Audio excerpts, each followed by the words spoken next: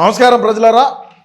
Liquor scam మన ఆంధ్ర రాష్ట్రంలో మన అన్న ముఖ్యమంత్రిగా ఏ విధంగా జరిగిందో అందరికీ కూడా తెలుసు. నేనేం కొత్తగా ఏం చెప్పాల్సిన పనిలే. అందులో భాగంగా చూసుకుంటే ఎవరెవరు లోపల పోయినారంటే పెద్ద పెద్ద తలకాయలు అయితే లోపలికైతే పోయినాయి. రాజకసిరెడ్డి పోయినాడు, చెవిరెడ్డి పోయినాడు, అదేవిధంగా మిథున్ రెడ్డి పోయినాడు, ధనంజయ రెడ్డి పోయినాడు, అదేవిధంగా సజ్జల శ్రీధర్ రెడ్డి పోయినాడు, అదేవిధంగా చెప్పుకుంటే సజ్జల భార్గవ్ రెడ్డి ఇక్కడ నోటీసులు అందినటువంటి పరిస్థితి. అదేవిధంగా ఈయనున్నాడు మన చిత్తూరు వైసీపీ ఎమ్మెల్యేగా పోటీ చేసి ఓడిపోయినటువంటి విజయానందరెడ్డి.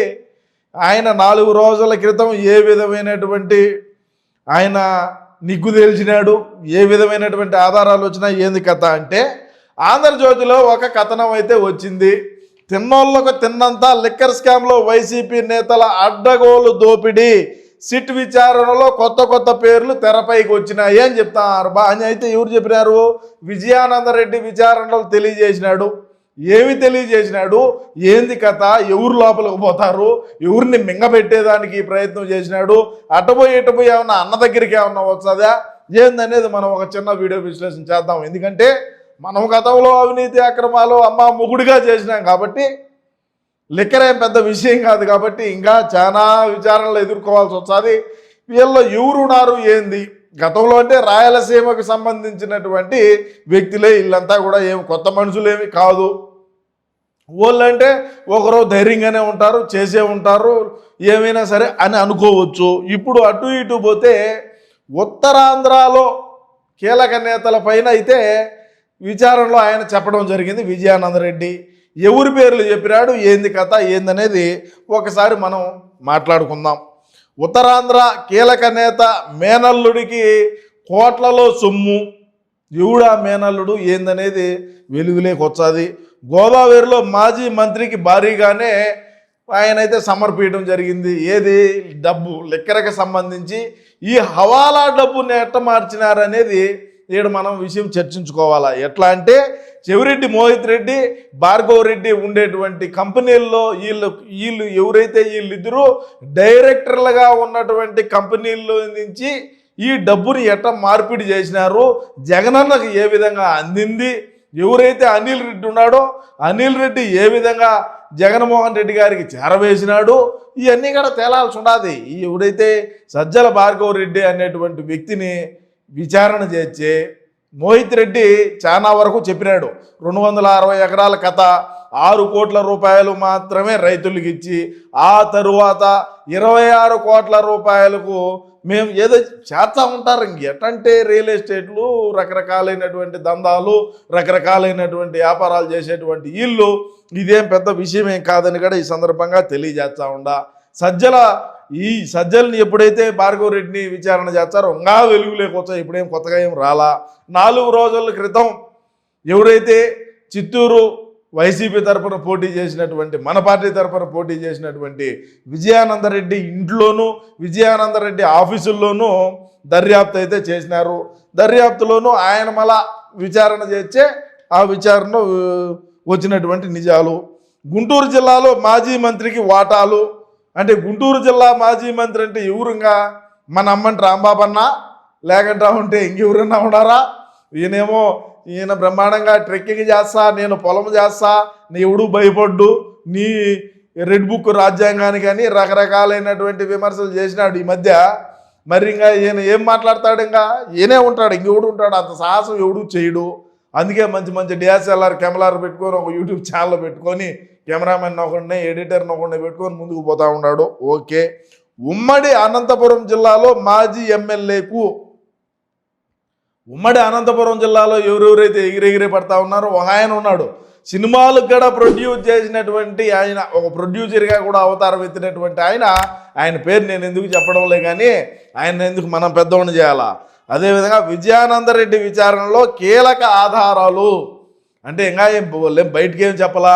సరే, ఉన్నటువంటి ఎవరైతే ఎగిరెగిరిపడి ఎవరైతే డబ్బు దాహం, డబ్బు అహంకారం, డబ్బు మదంతో డబ్బు సంపాయాలని చెప్పి ఎవరైతే ఉంటారో లిక్కర్ మాఫియాలో ఈ విధంగా కోటాను కోట్ల రూపాయలు స్కాములు చేసి ఒక ఎంపీని ఏం సామాన్యంగా ఏం అరెస్ట్ చేయరు కదా.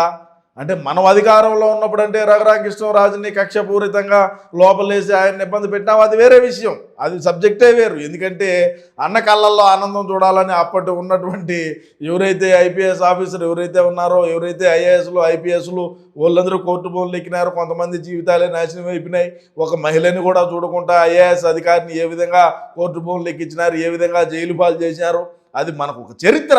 అది సామాన్యమైనోడు. ఇప్పుడు అన్న గురించి మనం ఇంత గొప్పగా మాట్లాడుతున్నామంటే ఇది ఒక చరిత్రనే మనం చెప్పుకోవాలా. ఇటువంటి చరిత్రలుగా చాలా ఉన్నాయి. ఇదంతా ఆఫ్టర్ ఆల్ మధ్యమే. ఇంకా మైనింగ్ మాఫియా ఉండదు, మైనింగ్ కుంభకోణాలు ఉన్నాయి, ఎర్రచంద్రం అక్రమ రవాణా ఉండదు, ఇసుకలో ఎవరు కుంభకర్ణులు ఎవరు ఉన్నారో తెలుస్తుంది, ప్రభుత్వ భూములు ఎవరు కబ్జా చేశారో బయటకు వచ్చాయి.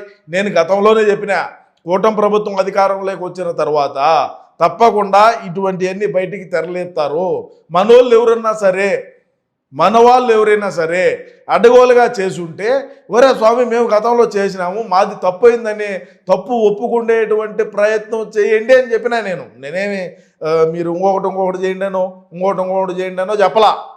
మరి మీకు నిద్రపోతా ఉన్నారో లేదన్నట్టుగా ఉంటే సరే ఏమవుతుంది అనుకున్నారో చూద్దాం. మద్యం సరఫరా నుంచి అట్టపెట్టెల్దాకా వేడే అమ్మ బతుక, ఇది పేపర్, ఇందుకే పేపర్కి వేసింది ఇటువంటి విషయాలన్నీ. మద్యం సరఫరా నుంచి మందుకా నుంచి మందులో పెట్టి అట్టపెట్టెల్దాకా అక్కడ మొత్తం అంతా ఎవడిది ఎక్కడనే మూతలు స్పిరిట్ తెచ్చేవాడు స్పిరిటు, కేసర రంగు కలిపేవాడు కేసర రంగు. అంటే మీరు అనుకోవచ్చు కేసర రంగు ఎందుకు వేయాలా, దాన్ని ఎందుకు కుంకుమ పువ్వు వేయచ్చు కదా, బాగా ఎర్రగా వచ్చాదని. కుంకుమ పువ్వు వేయచ్చే కాస్ట్ ఎక్కువ కదా, కుంకుమ పువ్వు కాస్ట్ ఎక్కువ. కేసర రంగు అయితే 4-5 రూపాయలతో పోతుంది. 180 ml తెచ్చే డబ్బాలు సరఫరా చేసేవాడు, డబ్బా మూతలు చేసేవాడు, మూతలు స్టిక్కర్లు చేసేవాడు, స్టిక్కరు అట్టపెట్టెలు చేసేవాడు, అట్టపెట్టెలు సరఫరా చేసేవాడు వేరు. ఇట్లా ఎవడితోడికి అప్పచెప్పుంటారు. అన్నీ ఒకడే చూసుకోవాలంటే ఇబ్బంది కదా బా. ఇవన్నీ ఎవడు చూస్తాడు, ఇవన్నీ ఏమి అయ్యే పని. ఎవడి కథలోడు ఎవడు డ్రామాలోడు చేస్తూ ఉంటే ముందుకు పోతూ ఉంటుంది, ఏమి ఇబ్బంది ఏమి లే. అదేవిధంగా హలో గ్రాముల్లోనూ కమిషన్లు, వీరితో పాటు మరికొందరు నేతల దందాలు. త్వరలో వైసీపీ నేతలకు నోటీసులు ఇచ్చేటువంటి అవకాశం ఉన్నది. ఖచ్చితంగా ఇచ్చారు. ఎందుకు ఇప్పుడేం మిథున్ రెడ్డి లోపలేస్తారనుకున్నారా? సజ్జల భార్గవ్ రెడ్డి పేరు ఏమన్నా బయటకు వచ్చేదనుకున్నారా? అదేవిధంగా మోహిత్ రెడ్డి పేరేమన్నా, చెవిరెడ్డి మోహిత్ రెడ్డి ఆయన పేరేమన్నా బయటకు వచ్చేదనుకున్నారా? చెవిరెడ్డి లిక్కర్ స్కామ్లో చెవిరెడ్డి భాస్కర్ రెడ్డి లిక్కర్ స్కామ్లో ఏమన్నా జైలుకు పోతాడు అనుకున్నాడా? అనుకోలా. ఇవన్నీ యాదృచ్ఛికంగా జరిగినాయని మన వైసీపీ వాళ్ళు అనుకుంటారు. కానీ మన వైసీపీ వాళ్ళు బ్రహ్మాండంగా దందాలు చేసి, బ్రహ్మాండంగా వీళ్ళు కోటాను కోట్లకు పడగలెత్తి ఏ విధంగా వీళ్ళు అవినీతి అక్రమాలు చేసినారనేది రాష్ట్రంలో ఉండేటువంటి ప్రజానికానికి ఓపెన్ బుక్ బ్రహ్మాండంగా తెలుసు.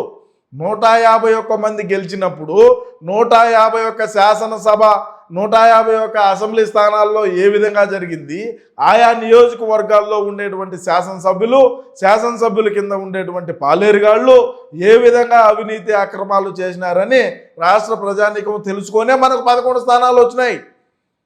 వాళ్ళు నిద్రపోతున్నారులే, మనం అవినీతి చేసుకోవచ్చు, మనం అక్రమాలు చేసుకోవచ్చు అని చెప్పి ఈ 151 చాలామంది గాల్లో కొట్టుకొని వచ్చిన వాళ్ళే. మనకేదో వరద ప్రవాహం వచ్చితే ఆ ప్రవాహంలో కొట్టుకొని వచ్చినట్టు కొత్తగా ఫస్ట్ టైం ఎమ్మెల్యే అయిన వాళ్ళే మామూలుగా దోచినారా? ఎక్కడికక్కడ ఏదైతే అది బలాల కింద చేతులు పెట్టి ఇష్టానుసారంగా సంపాదించుకొని ఆ 151 మంది ఇప్పుడు ఎక్కడున్నారు? ఎక్కడైనా ప్రజల మధ్యలో ఉన్నారా? ప్రజా సమస్యలను ఏమన్నా తెలుసుకుంటున్నారా? సరే, ప్రస్తుతం కూటమి ప్రభుత్వం బాగా చేస్తుందా బాగా చేయలేదని పక్కన పెడితే ఈ 151 మంది గెలిచిన వాళ్ళు ఇప్పుడు ఓడిపోయిన వాళ్ళు ప్రజల మధ్యలో ఏమన్నా తిరుగుతున్నారా? ఎక్కడ సంపాదించుకున్నారో పోయి ఇంకొక ఊర్లో పెట్టుబడులు పెట్టుకొని బ్రహ్మాండంగా జల్సాలు విలాసవంతమైనటువంటి జీవితం గడుపుతూ ఉన్నారు.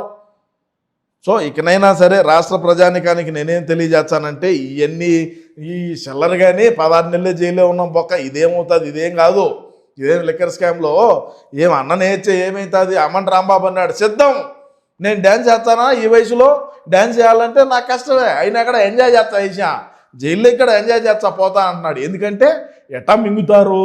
సరే, మీడియా ముందు ఇట్ట ధైర్యంగా మాట్లాడదాము, ఇంట్లోకి పోయి బాత్రూమ్ లేకపోయి ఏడుచుకుందాము, అది వేరే విషయం, అది సెకండరీ.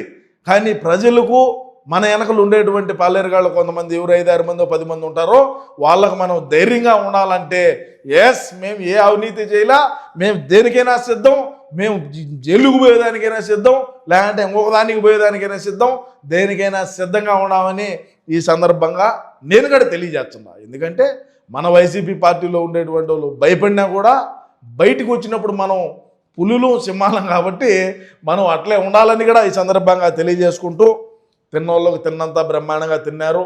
లిక్కర్ స్కామ్పై మీ అభిప్రాయాన్ని కూడా తెలియజేయండి అని కోరుకుంటూ నమస్కారం.